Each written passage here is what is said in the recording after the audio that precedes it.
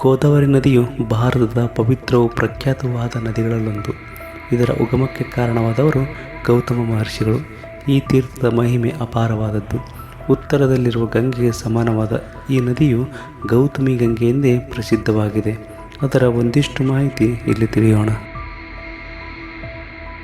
ಗಂಗೆಯ ಉದಕದ ಲಾಭವನ್ನು ಪಡೆಯಲು ತ್ರಯಂಬಕ ಕ್ಷೇತ್ರದಲ್ಲಿದ್ದ ಋಷಿಗಳೆಲ್ಲ ಸೇರಿ ಒಂದು ಉಪಾಯವನ್ನು ಮಾಡುತ್ತಾರೆ. ಬ್ರಹ್ಮಋಷಿ ಎನಿಸಿದ ಗೌತಮರು ಆ ಕಾಲದಲ್ಲಿ ಅಲ್ಲಿ ತಪಸ್ಸು ಮಾಡುತ್ತಿದ್ದರು. ಅವರು ತಮ್ಮ ಆಶ್ರಮದ ಸುತ್ತ ಭತ್ತವನ್ನು ಬಿತ್ತಿದ್ದರು. ಉಳಿದ ಋಷಿಗಳೆಲ್ಲ ಸೇರಿ ಗೌತಮರಿಗೆ ಏನನ್ನಾದರೂ ಒಂದು ಬಗೆಯ ಸಂಕಟವನ್ನು ಮಾಡಿದರೆ ಅವರು ತಮ್ಮ ಪಾಪ ಪರಿಹಾರಕ್ಕಾಗಿ ಪ್ರಾಯಶ್ಚಿತ್ತಕ್ಕಾಗಿ ಮುಂದಾಗುವರು. ಆಗ ಅವರಿಗೆ ಗಂಗೆಯನ್ನು ತರುವಂತೆ ಹೇಳಬಹುದು ಎಂದು ಉಳಿದೆಲ್ಲ ಮುನಿಗಳು ಯೋಚಿಸಿದರು. ಅವರೆಲ್ಲ ಸೇರಿ ದರ್ಭೆಯಿಂದ ಒಂದು ಹಸುವನ್ನು, ಅದಕ್ಕೊಂದು ಕರುವನ್ನು ಸೃಷ್ಟಿಸಿ ಅದಕ್ಕೆ ಜೀವಕಳೆಯನ್ನು ತುಂಬುತ್ತಾರೆ. ನಂತರ ಅದನ್ನು ಗೌತಮರು ಬೆಳೆದಿರುವ ಬೆಳೆಯನ್ನು ಮೇಲೆ ಬಿಟ್ಟರು. ಅಲ್ಲಿಯೇ ಅನುಷ್ಠಾನ ಮಾಡುತ್ತಿದ್ದ ಗೌತಮರು ಅದನ್ನು ಓಡಿಸಲು ಒಂದು ದರ್ಭೆಯನ್ನು ಅದರತ್ತ ಎಸೆಯುತ್ತಾರೆ. ಅದು ಹಸುವಿಗೆ ತಗುಲಿದ ಕೂಡಲೇ ವಜ್ರಾಸ್ತ್ರದಂತೆ ಪರಿಣಮಿಸಿ ಹಸು ಕೂಡಲೇ ಮರಣ ಹೊಂದಿತು.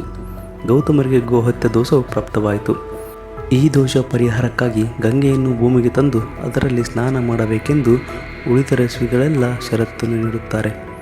ಈ ನಿಮಿತ್ತವಾಗಿ ಗೌತಮರು ಈಶ್ವರನ್ನು ಕುರಿತು ಘೋರ ತಪಸ್ಸನ್ನು ಮಾಡಿದರು. ಅವರ ತಪಶಕ್ತಿಗೆ ಮೆಚ್ಚಿದ ಶಂಕರನು ತನ್ನ ಜಡೆಯಲ್ಲಿದ್ದ ಗಂಗೆಯನ್ನು ಭೂಮಿಗೆ ಹೋಗಲು ನಿರೂಪಣೆ ಇಟ್ಟನು. ಗಂಗೆಯು ಗೋದಾವರಿಯಾಗಿ ಗೌತಮರ ಆಶ್ರಮದ ಬಳಿ ಪ್ರವಹಿಸಿ ಪವಿತ್ರರನ್ನಾಗಿ ಮಾಡಿದರು. ಹೀಗೆ ಗೌತಮರು ಲೋಕೋಪಕ್ಕಾಗಿ ಗಂಗೆಯನ್ನು ಭೂಮಿಗೆ ತಂದರು. ಈ ಕಾರಣದಿಂದಲೇ ಗೋದಾವರಿ ನದಿಯನ್ನು ಗೌತಮಿ ಗಂಗೆ ಎಂದೇ ಪ್ರಸಿದ್ಧಿಯಾಗಿದೆ. ರಾಮನು ವಾಸಿಸುತ್ತಿದ್ದ ಪಂಚವಟಿ ಈ ಗೌತಮಿ ನದಿಯ ತೀರದಲ್ಲಿಯೇ ಇತ್ತು. ಪ್ರತಿದಿನ ಸೀತಾಮಾತೆ ಗೋದಾವರಿ ನದಿಗೆ ಪೂಜೆ ಸಲ್ಲಿಸುತ್ತಿದ್ದರು. ಪುರಾಣಗಳ ಪ್ರಕಾರ ಗೌತಮರೆಂಬ ಹೆಸರಿನ ಅನೇಕ ಋಷಿಗಳಿದ್ದು ಕಂಡುಬರುತ್ತದೆ. ಗೌತಮನೆಂಬ ಮಹರ್ಷಿಯ ಮಗನೆಂದು, ದೀರ್ಘತಮಸ್ಸರ ಮಗನೆಂದು ಹೇಳಿದೆ. ಗೌತಮರ ಪತ್ನಿಯಾದ ಅಹಲ್ಯೆಯು ಶಿಲೆಯಾದ ಕಥೆ ರಾಮಾಯಣದಲ್ಲಿ ಬರುತ್ತದೆ. ರಾಮ ಲಕ್ಷ್ಮಣರು ವಿಶ್ವಾಮಿತ್ರರ ಯಾಗರಕ್ಷಣೆಗಾಗಿ ಸುಬಾಹು ಮಾರೀಚಾದಿ ರಾಕ್ಷಸರನ್ನು ನಿಗ್ರಹಿಸಿ ವಿಶ್ವಾಮಿತ್ರರ ಜೊತೆಯಲ್ಲಿಯೇ ಮಿಥಿಲೆಯೆಡೆಗೆ ಪ್ರಯಾಣಿಸುತ್ತಿದ್ದರು.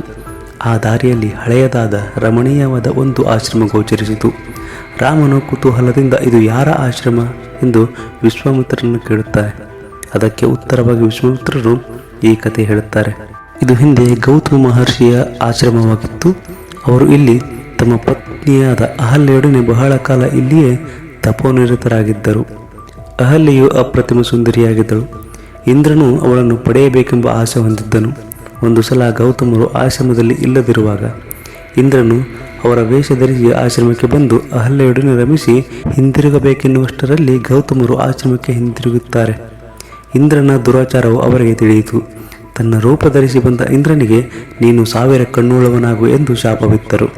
ತನ್ನ ಹಾಗೂ ತನ್ನ ರೂಪ ಧರಿಸಿ ಬಂದ ಇಂದ್ರನ ನಡುವೆ ವ್ಯತ್ಯಾಸ ಅರಿಯದೆ ತಪ್ಪು ಮಾಡಿದ್ದಕ್ಕಾಗಿ ಅಹಲ್ಯೆಗೆ ನೀನು 1000 ವರ್ಷ ವಾಯುವನ್ನೇ ಭಕ್ಷಿಸುತ್ತಾ ಬೂದಿಯನ್ನು ಹೊರಳುತ್ತಾ ಇಲ್ಲಿಯೇ ಬಿದ್ದುರು ಎಂದು ಶಾಪವಿತ್ತರು. ಮುಂದೆ ದಶರಥ ಪುತ್ರನಾದ ರಾಮನು ಇಲ್ಲಿಗೆ ಬಂದಾಗ ಅವನು ಸತ್ಕರಿಸಿ ಅವನ ಚರಣಸ್ಪರ್ಶ ಮಾಡಿದ ನಂತರ ನೀನು ಶುದ್ಧಳಾಗಿ ನಿಜರೂಪವನ್ನು ಪಡೆಯುವೆ ಎಂದು ಶಪಿಸಿ ಕಠಿಣ ತಪಸ್ಸನ್ನು ಆಚರಿಸಲು ಹಿಮಾಲಯಕ್ಕೆ ಹೊರಟು ಹೋದರು. ಈ ಕಥೆಯನ್ನು ವಿಶ್ವಾಮಿತ್ರರು ರಾಮಲಕ್ಷ್ಮಣನಿಗೆ ಹೇಳುತ್ತಾರೆ. ವಿಶ್ವಾಮಿತ್ರರ ಮಾತನ್ನು ಕೇಳಿದ ರಾಮನು ಆಶ್ರಮವನ್ನು ಪ್ರವೇಶಿಸಿ ಕೂಡಲೇ ಅಹಲ್ಯೆಯ ಶಾಪಯುಕ್ತಳಾದಳು. ಇದನ್ನು ತಪೋಬಲದಿಂದಲೇ ಅರಿತ ಗೌತಮರು ಅದೇ ಸಮಯಕ್ಕೆ ಅಲ್ಲಿಗೆ ಬಂದು ಅಹಲ್ಯೆಯನ್ನು ಸ್ವೀಕರಿಸಿದರು. ಪ್ರಸಿದ್ಧರಾದ ಶತಾನಂದರು ಇವರ ಮಗ. ವೈವಸ್ವತ ಮನ್ವಂತರದ ಸಪ್ತಋಷಿಗಳಲ್ಲಿ ಗೌತಮರೆಂಬರು ಒಬ್ಬರು. ಪಾಂಡವರ ಗುರುಗಳಾದ ಕೃಪಾಚಾರ್ಯರಿಗೂ ಗೌತಮರೆಂಬ ಹೆಸರಿತ್ತು. ಭಗವಾನ್ ಬುದ್ಧನು ಕೂಡ ಗೌತಮನೆಂಬ ಹೆಸರಲ್ಲಿ ಕರೆಯಲ್ಪಟ್ಟಿದ್ದಾರೆ. ಗೌತಮ ಮಹರ್ಷಿಗಳ ಅಯಸ್ಸು ಗೌತಮ, ದೀರ್ಘತಮಸ್ಸು ಮತ್ತು ಶಾರದ್ವತ ಗೋತ್ರದ ಪ್ರವರ್ತಕ ಋಷಿಗಳೇ ಆಗಿರುತ್ತಾರೆ. ಉದಂಕನು ಇವರ ಶಿಷ್ಯನು. ಇವನು ಮಹಾರಾಣಿಯ ಕರ್ಣಾಭರಣವನ್ನು ಗುರುದಕ್ಷಿಣೆಗೆ ತಂದು ಅರ್ಪಿಸಿದನೆಂದು ಕಥೆ ಮಹಾಭಾರತದಲ್ಲಿ ಬರುತ್ತದೆ. ಗೌತಮರಿಗೆ ಅಕ್ಷಪಾದರೆಂದು ಹೆಸರಿದ್ದು ತಿಳಿದು ಬರುತ್ತದೆ. ಅಕ್ಷಪಾದರೆಂದು ಕಾಲಿನಲ್ಲಿ ಕಣ್ಣುಳ್ಳವರು ಎಂದರ್ಥ. ಗೌತಮರು ನ್ಯಾಯಸೂತ್ರವನ್ನು ರಚಿಸಿ ನ್ಯಾಯ ದರ್ಶನದ ಪ್ರವರ್ತಕರಾದರು. ಈ ದರ್ಶನವನ್ನು ವ್ಯಾಸ ಮಹರ್ಷಿಗಳು ಟೀಕಿಸಿದಂತೆ ಅದರಂತೆ ಕುಪಿತರಾದ ಗೌತಮರು ವ್ಯಾಸರನ್ನು ತಮ್ಮ ಕಣ್ಣುಗಳಿಂದ ನೋಡುವುದಿಲ್ಲವೆಂದು ಪ್ರತಿಜ್ಞೆ ಮಾಡುತ್ತಾರೆ. ಆದರೆ ನಂತರ ಅವರಿಗೆ ತಮ್ಮ ತಪ್ಪಿನ ಅರಿವಾಯಿತು. ಆಗ ತಮ್ಮ ಯೋಗ ಬಲದಿಂದ ಕಾಲಿನಲ್ಲಿ ಕಣ್ಣನ್ನು ಸೃಷ್ಟಿಸಿಕೊಂಡು ಅದರ ಮೂಲಕ ವ್ಯಾಸರು ನೋಡುವುದಾಗಿ ಅವಕಾಶವನ್ನು ಕಲ್ಪಿಸಿಕೊಂಡರು. ಹೀಗೆ ತಮ್ಮ ಪ್ರತಿಜ್ಞೆಗೂ ಭಂಗಬಾರದು ಮತ್ತು ತಮ್ಮ ತಪಸ್ಸಿಗೆ ಶಕ್ತಿಯಿಂದ ನಡೆದುಕೊಂಡಿದ್ದರಿಂದ ಅವರಿಗೆ ಅಕ್ಷಪಾದರೆಂದು ಹೆಸರಾಯಿತೆಂದು ಮಹಾಭಾರತ ಕಥೆಯಲ್ಲಿ ಹೇಳುತ್ತಾರೆ. ಗೌತಮರು ವೇದಗಳ ಕಾಲದ ಋಷಿ. ಶತಪಥ ಬ್ರಾಹ್ಮಣರಲ್ಲಿ ಇವರ ಪಾತ್ರವು ಕಾಣಬರುತ್ತದೆ. ಅವರು ಅತ್ರಿ, ಅಂಗೀರಸ ಮಹರ್ಷಿಗಳೊಂದಿಗೆ ಚರ್ಚೆಯಲ್ಲಿ ಭಾಗವಹಿಸುತ್ತಿದ್ದರಲ್ಲದೆ ಸಾಕ್ಷಾತ್ ಯಮರೊಡನೆ ಧರ್ಮದ ವಿಚಾರದಲ್ಲಿ ಚರ್ಚಿಸುತ್ತಿದ್ದರು ಎಂದು ಹೇಳುತ್ತಾರೆ.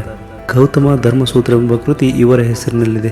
ಸಾಮವೇದದ ರಾಮಾಯಣೀಯ ಶಾಖೆಗೆ ಸೇರಿದ ಈ ಗದ್ಯ ಕೃತಿಯು 28 ಅಧ್ಯಾಯಗಳನ್ನು ಒಳಗೊಂಡಿದೆ.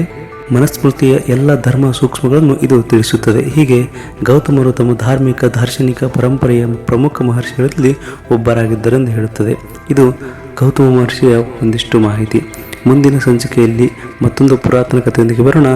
ನಮಸ್ಕಾರ. ಜೈ ಹಿಂದ್, ಜೈ ಕರ್ನಾಟಕ.